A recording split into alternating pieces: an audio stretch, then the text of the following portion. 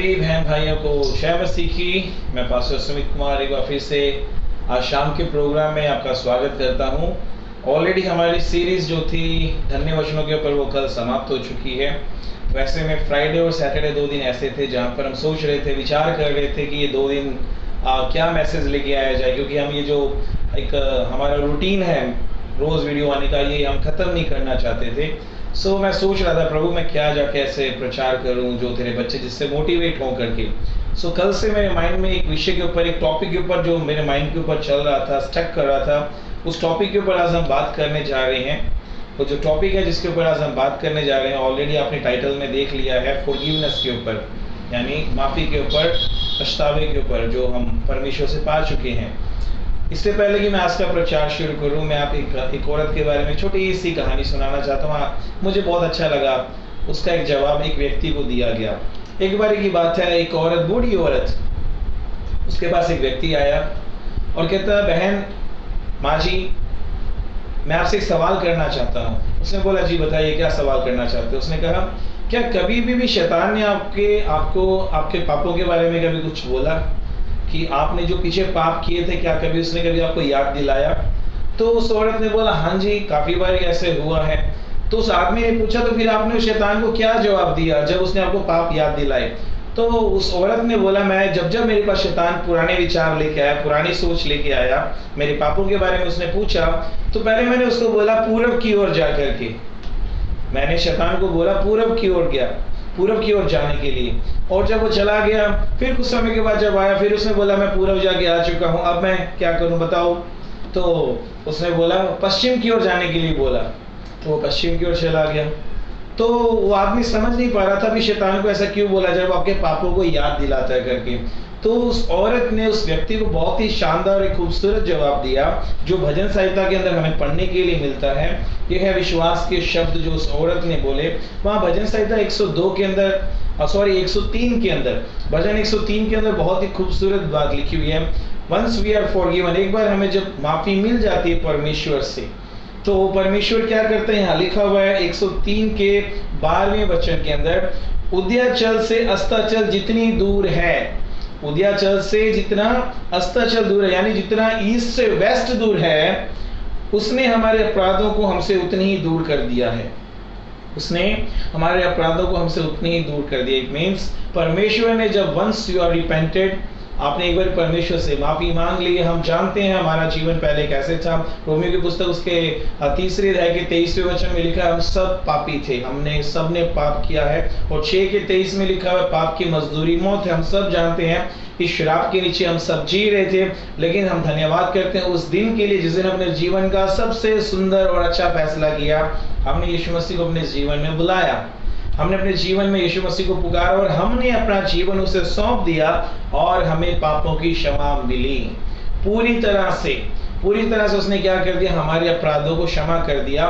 लेकिन आज जिस टॉपिक के ऊपर बात कर रहे हैं, हमें तो क्षमा मिल गई है, हमें तो माफी मिल गई है, लेकिन आज जिस दौर से कलीसिया गुजर रही है, प्रभु के लोग गुजर रहे हैं, वो ये, उनके लिए बहुत मुश्किल लगता है कि वो दूसरों को भी माफ करें।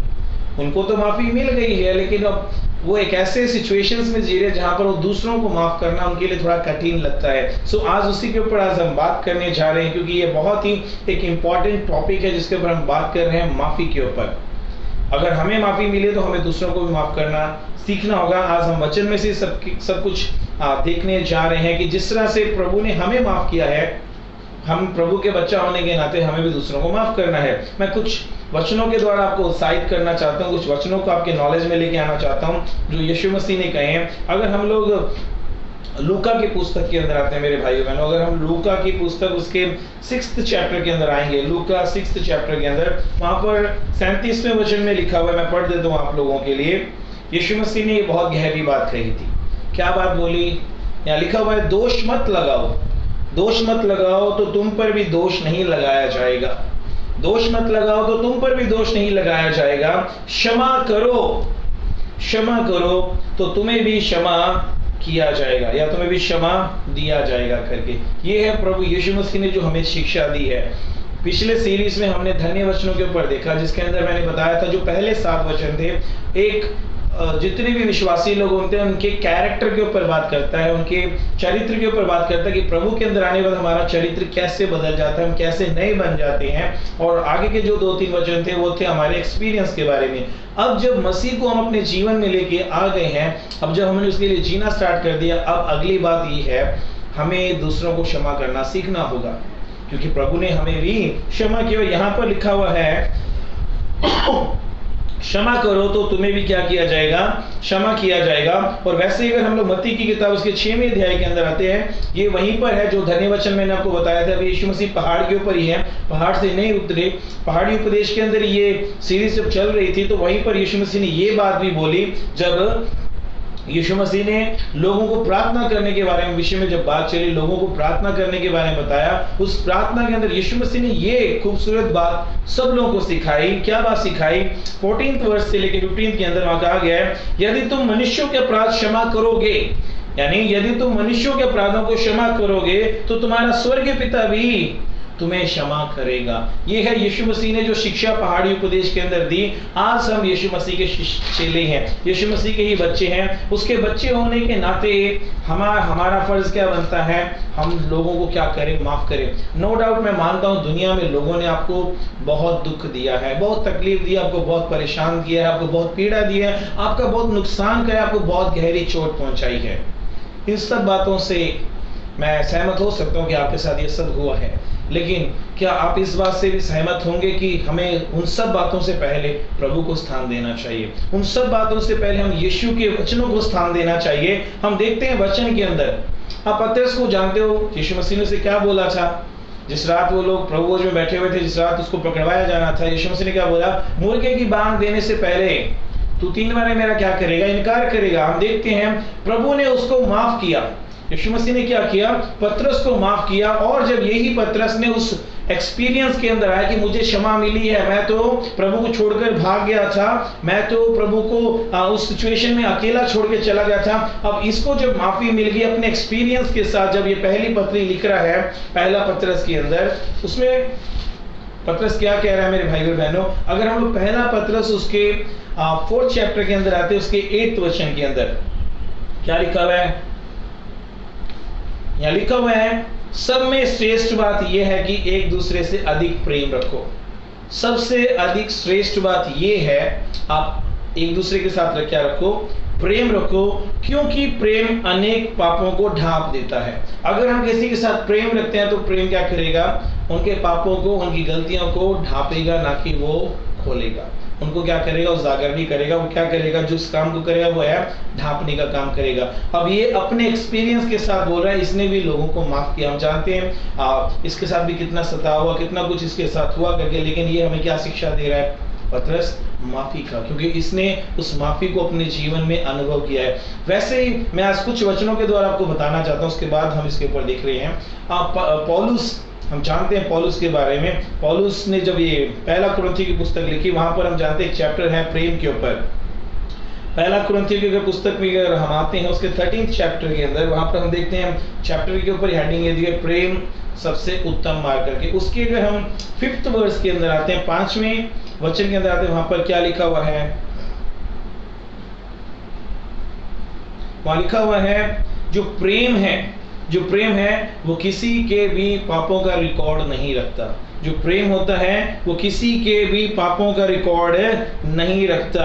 यहाँ पर आगे पढ़ते जाओगे, पूरा लिखा, प्रेम कभी छलता नहीं है, आगे माफी के बारे में लिखा हुआ है। तो जब हम इस चीज को रीड करते हैं, वहां पर हम देखते हैं पौलुस हमें क्या शिक्षा दे रहा है कि अगर हम किसी के साथ प्यार करते हैं तो हमें क्षमा करना भी सीखना होगा, क्योंकि ये एक क्रिश्चियन न होने के नाते हमारे अंदर यीशु मसीह का गुण होना चाहिए। आप लोगों को याद होगा यीशु मसीह के साथ कितना सताव हुआ। लोगों ने काफी बारी जब वो मिनिस्ट्री में थे पथराव करने की कोशिश की। लोगों ने यीशु मसीह को बुरा भला तक बोला, यहाँ तक बोला इसके अंदर शैतान है, इसके अंदर दुष्ट आत्माएं हैं करके। और हम आगे देखते हैं जब यीशु मसीह की सेवकाई खत्म होने वाली थी और एंड वाले डेज में क्या कुछ हुआ करके, उसे मारा गया, पीटा गया, सब कुछ किया गया। हाथों पैरों में कीले ठोकने बाद भी उसकी निंदा हो चुकी है। सब कुछ होने के बाद भी जब लास्ट में हम देखते हैं यीशु मसीह क्रूस के ऊपर, उनके मुंह से शब्द क्या निकल रहे हैं?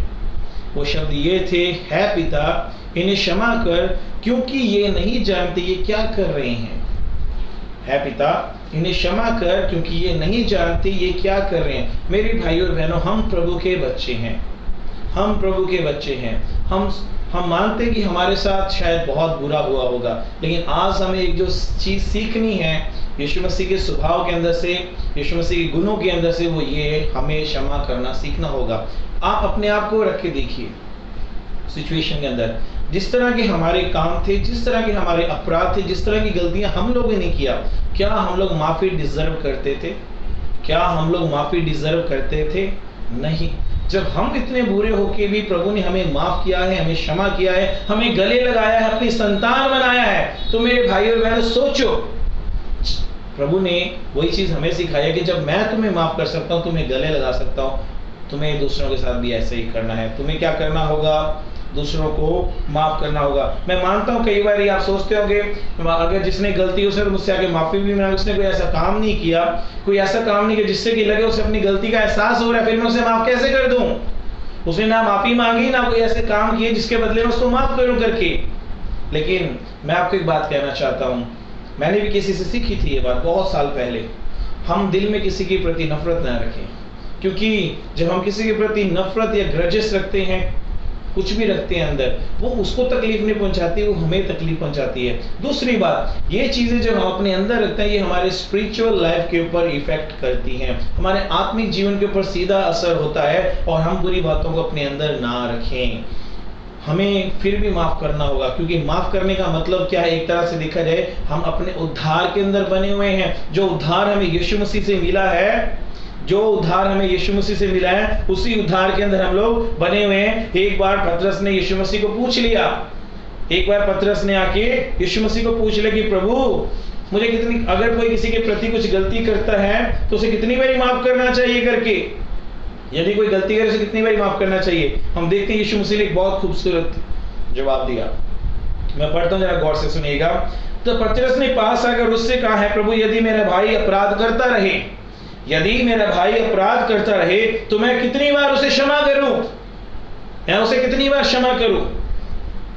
क्या 7 बार तक? यीशु ने उससे कहा, मैं तुझसे नहीं कहता कि 7 बार तक, वरन 7 बार के 70 गुना तक, यानी 490 बार गुना तक उसको गुना करते रहिए। फिर आगे, इसलिए स्वर्ग का राज उस राजा के समान है। यहाँ पर एक देख लें, यीशु मसीह ने एक छोटी सी स्टोरी सुनाई, और हमारे जीवन में भी हम स्टोरी में कहीं ना कहीं अपने आप को रख के देख सकते हैं। ये जो स्टोरी यीशु मसीह ने माफ़ी के ऊपर, क्षमा के ऊपर बताई, हम अपने आप को रख के देख सकते हैं। अगर आपको लगता है आप किसी को माफ़ नहीं कर सकते, वो माफ़ी के लायक नहीं, माफ़ी के काबिल नहीं है, तो इस स्टोरी में अपने आप को वहाँ रख के देखिए। यहाँ पे क्या लिखा हुआ है, मैं पढ़ूंगा। इसलिए स्वर्ग का राज उस राजा के समान है जिसने अपने दासों से लेखा लेना चाहा, जिसने अपने दासों से लेखा लेना चाहा। जब वह लेखा लेने लगा तो एक जन उसके सामने लाया गया जो 10,000 तोड़े का कर्जदार था। जब चुकाने को उसके पास कुछ ना था तो उसके स्वामी ने कहा, ये और इसकी पत्नी और इसके बाल बच्चे, जो कुछ इसका है, सब बेचा जाए और कर्ज चुका दिया जाए। इस पर उस दास ने गिरकर उसे प्रणाम किया और कहा है, स्वामी धीरज धर, मैं सब कुछ भर दूंगा। तब उस दास के स्वामी ने तरस खाकर उसे छोड़ दिया और उसका कर्जा भी क्षमा कर दिया।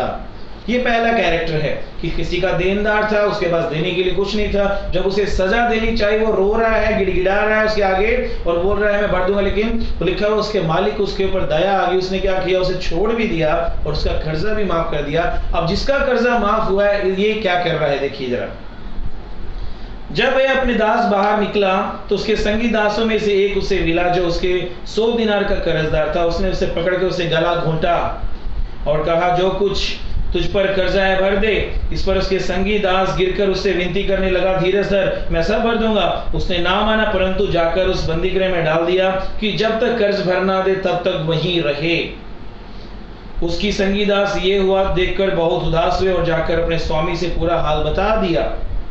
तब उसके स्वामी ने उसे बुलाकर उससे कहा है, दुष्ट दास, तूने तो जो मुझसे विनती की तो मैंने तेरा वह पूरा कर्ज क्षमा कर दिया। इसलिए जैसा मैंने तुझ पर दया की वैसे ही क्या तुझे भी अपने संगी दास पर दया नहीं करनी चाहिए थी? अब देखते हैं मेरे भाइयों बहनों, जो पहला कैरेक्टर ये हम लोग हो सकते हैं। पहला कैरेक्टर हम लोग हो सकते हैं, हम भी प्रभु के देनदार थे, हम भी कर्जदार थे। किस रीति से? क्योंकि हमारे अपराध, हमारी गलतियां इतनी थी, हमने परमेश्वर के प्रति इतना बुरा कुछ किया हुआ था कि हम तो कहीं पर भी फॉरगिवनेस को डिजर्व नहीं करते थे। लेकिन हमने जिस दिन पछतावा किया, जिस दिन हमने रिपेंटेंस किया, प्रभु के चरणों में आके प्रभु मुझे माफ कर दे, उस दिन यीशु मसीह ने बिना किसी सवाल के, किसी डॉक्यूमेंट्स के हमें क्या कर दिया? उसने हमें माफ कर दिया। उसने बोला, जा बेटा, मैंने तेरे सारे अपराधों को क्षमा कर दिया है।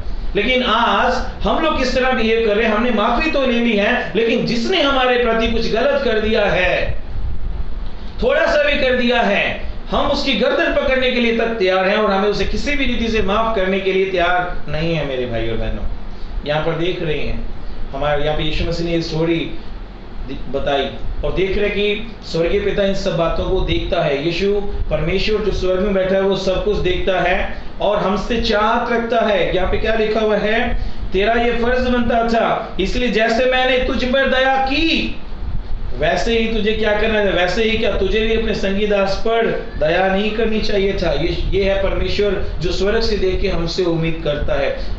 मैं मानता हूँ सैल्वेशन के बाद भी, मुक्ति के बाद भी, उद्धार पाने के बावजूद बहुत बार हमने बहुत सारी गलतियां की हैं। हो सकता है हमने किसी के दिल को ठेस पहुंचाई है, हमने किसी के प्रति कुछ बुरा कर दिया है, और ये सब करने के बावजूद भी मेरे भाई और बहनों, जब जब हम लोग प्रार्थना में गए, हमने परमेश्वर से माफी मांगी, क्या परमेश्वर ने हमारे अपराधों को क्षमा किया कि नहीं किया? हमारे अपराधों को क्षमा किया उसने। जब उसने हमारे अपराधों को क्षमा किया है तो क्या हमें दूसरों को क्षमा नहीं करना चाहिए? मेरे जीवन में बहुत कुछ हुआ, कल भी मैंने बताया था मैसेज के अंदर, बहुत सारे लोगों ने बहुत कुछ किया, लेकिन आज भी मैं उनको माफ करता हूँ दिल से।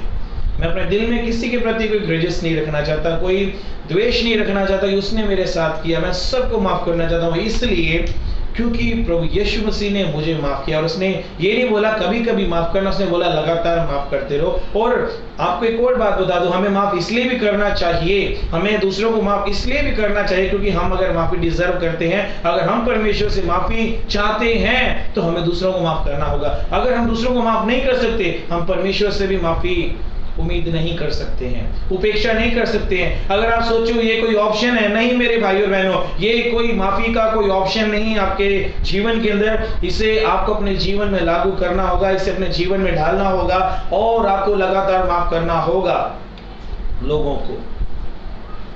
हम देखते हैं पिछले दिनों में एक मूवी आई थी, द लीस्ट ऑफ दिस करके, है ना, जिसके अंदर बताया गया था उड़ीसा के अंदर प्रभु के एक दास ऑस्ट्रेलिया से आए थे सेवा करने के लिए इंडिया के अंदर। और जब वो आए, एक बार कहीं मीटिंग के लिए गए हुए थे अपने बेटों के साथ, उनकी पत्नी और बेटी जब घर में थी, याद आ गया होगा आपको, और उनको जिंदा जला दिया गया था बेटों के साथ, पास्टर जी को और उनके बेटों को। और इतने सालों बाद जब अब सुनवाई हुई, कुछ समय पहले उनकी पत्नी को बुलाया गया, उनके दोषियों को क्या सजा मिलनी चाहिए। उनकी पत्नी की स्टेटमेंट सुनने वाली थी, मैं कौन हूँ दोष लगाने वाली, जब मेरे खुदा ने माफ कर दिया तो मैं कौन हूँ दोष लगाने वाली, मैं भी उसे माफ करती हूँ। ये आसान बात नहीं है मेरे भाइयों बहनों, सच में ये कोई आसान बात नहीं है, क्योंकि जो चोट हमारे दिल पे पहुंचती है, जो तकलीफ हमें पहुंचती है, वो हम समझते हैं कि हम जानते हो तकलीफ हमें कैसे पहुंची है। लेकिन ये सोचो, खुदा ने भी तो देखा है, खुदा ने भी तो महसूस किया है। जब उसने क्षमा किया तो हम कौन हैं कि किसी को क्षमा ना करे करके।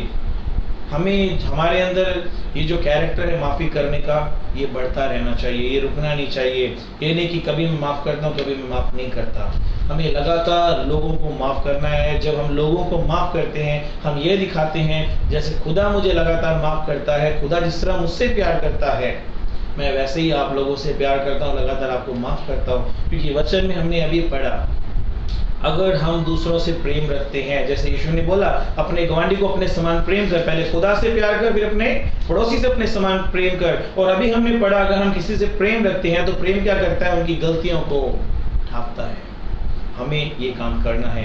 और दूसरी बात जो सीखनी है, हमें ये, हमें दूसरों को लगातार माफी में रखना है। क्योंकि जिस तरह हमने माफ़ी पाई है खुदा से लगातार, उसी तरह लगातार हमें माफ़ करना है। क्योंकि हमारे लिए भी बहुत बड़ी सज़ा थी जो हम सोच भी नहीं सकते। लेकिन प्रभु की महान दया हमारे ऊपर, महान कृपा हमारे ऊपर, जिसकी वजह से आज हम लोग कह सकते हैं कि मुझे माफ़ी मिली है। तो सोचिए, हमें भी वो दया दूसरों के ऊपर दिखानी है, वो कृपा दूसरों के ऊपर दिखानी है। और मैं ये बात मानता हूँ, एक वचन पढ़ूंगा, पहले मैं आपको पढ़ के बता दूं। अगर आप प्रभु से सच में प्यार करते हो, ये वचन देखिए क्या कहता है। लूका की पुस्तक हम 7वें अध्याय के अंदर आते हैं, 47वें वर्ष के अंदर लिखा, अगर आप सच में प्रभु से प्यार करते हो, यहाँ पे क्या लिखा हुआ है, इसलिए मैं तुझसे कहता हूं इसके पाप जो बहुत थे, इसके जो पाप बहुत थे क्षमा हुए, क्योंकि इसने बहुत प्रेम किया। पर जिसके थोड़े क्षमा हुए उसने थोड़ा प्रेम किया। अगर आप बोलो कि मैं प्रभु से बेहद प्यार करता हूं, है ना, हमारे भी अपराध उतने क्षमा होंगे, हम दूसरों के उतने कर पाएंगे, है कि नहीं है। मैं ये बात जानता हूं, अगर आप सच में यीशु मसीह के लहू के द्वारा धोए गए हो, अगर आप सचमुच में यीशु मसीह की दया के अंदर विश्वास करते हो, आप यीशु मसीह की शिक्षा के अनुसार चल रहे हो, आत्मिक जीवन के अंदर दिन प्रतिदिन आप बढ़ रहे हो, प्रभु की हजूरी को अपने जीवन में अनुभव कर पाते हो, प्रभु के प्रेम को अपने जीवन में अनुभव कर पाते हो, आप उसकी बातों को कभी नहीं टालोगे। आपके सामने अपने दुख नहीं होंगे, आपकी तकलीफ नहीं होगी, लोगों ने जो किया वो नहीं होगा, प्रभु की दया ज्यादा बड़ी होगी। आप प्रभु की ओर ज्यादा ध्यान लगाओगे, लोगों की ओर जो लोगों ने किया उसकी ओर ध्यान नहीं लगाओगे। इसका मतलब प्रभु जो मेरे साथ कर रहा है मेरे लिए वो ज्यादा मैटर करता है, जो लोगों ने किया उन्हें क्या कर रहा हूँ, फ्री में माफ कर रहा हूँ, क्योंकि प्रभु ने भी मुझे फ्री में क्या कर दिया, माफ कर दिया। उसने मेरे आगे कोई कंडीशंस नहीं रखी, उसने मेरे आगे कोई शर्तें नहीं रखी हैं। आज प्रभु ने हमें धार्मिकता के वस्त्र पहना रखे हैं, धार्मिकता यानी पवित्रताई के, इसके अंदर कोई भी दाग धब्बा नहीं है। लेकिन मैं देखता हूँ कई बार हम अपने पुराने कैरेक्टर में ढलने की कोशिश करते हैं, हम वो पुराने कपड़े लेके पहनने की कोशिश करते हैं जिसके अंदर बहुत सारे दाग हैं। हम ऐसा ना करें। अगर हम सच में प्रभु की संतान हैं, प्रभु की औलाद हैं और प्रभु के वचनों के अनुसार चल रहे हैं, तो इस जीवन में इस बात का याद रखना है कि हमें लोगों को माफ करना होगा, क्योंकि जब तक हम दूसरों के अपराधों को क्षमा नहीं करेंगे मेरे भाई और बहनों, हम भी प्रभु से क्षमा प्राप्त नहीं कर सकते। अगर आपके जीवन में एक बहुत बड़ा बोझ है कि लोगों ने आपके प्रति इतना किया, अगर आप उससे नजात चाहते हो, उससे छुटकारा चाहते हो, उस बोझ से बाहर आना चाहते हो, एक ही काम आपको करना होगा, आज रात प्रभु के चरणों में जाइए। हाँ जी बिल्कुल, प्रभु के चरणों में जाइए और बैठ के उन सब लोगों को याद कीजिए जिन लोगों ने आपको दिल से, दिमाग से, इमोशनली, स्पिरिचुअली, फ्लैश में, बॉडी में, हर तरह से आपको चोट पहुंचाई है। आज उनको आप दिल से माफ कीजिए। बोलिए प्रभु मैं इनको दिल से माफ करता हूँ। आपको मालूम है मेरे भाई और बहनों, कई बार हम लोगों को माफ नहीं करते, जिसकी वजह से हमारे जीवन में हम उन्नति को नहीं देख पाते, तरक्की को नहीं देख पाते, और यहाँ तक कि हम प्रभु की बरकतों को भी नहीं देख पाते, क्योंकि वो एक स्टम्बलिंग ब्लॉक की तरह क्या होता है, हमारी ब्लॉकेज में आ जाती हैं। अगर हमें सचमुच में इन सब चीज़ों को एक्सपीरियंस करना है, प्रभु की आशीषों का अनुभव करना है अपने जीवन के अंदर, आज हमें दिल से लोगों को माफ करना होगा। आज प्रभु के चरणों में जाइए और बोलिए प्रभु मैं, नो डाउट सब लोगों ने मुझे ठेस पहुंचाई, लेकिन आज मैं दिल से इसे क्षमा कर रहा हूँ। प्रभु मेरे इस बोझ को तू दूर कर दे। प्रभु मेरे अंदर ये जो बोझ है, भारीपन है जो लोगों ने किया, मैं इसको हटाना चाहता हूँ। आप देखिए आपको इतना चैन मिलेगा, इतनी शांति मिलेगी, इतनी खुशी मिलेगी जिसका कोई ठिकाने नहीं रहेगा। सो मैं एंकरेज करूंगा हर एक उस व्यक्ति को जो आज इस वीडियो को देख रहा है, प्लीज लोगों को माफ करना सीखिए। इसलिए नहीं कि ये मेरी चाहत है या नहीं है, मेरी इच्छा है नहीं, लेकिन इसलिए क्योंकि ये प्रभु की आज्ञा है और ये प्रभु का स्वभाव है और हमें इसके अंदर ढलना है। सो प्रभु आप सबको बरकत दे, आशीष दे। ये वीडियो लोगों को शेयर करें और हमारे चैनल को सब्सक्राइब करें। कल फिर 7 बजे मिलेंगे, तब तक सभी को जय मसीह की।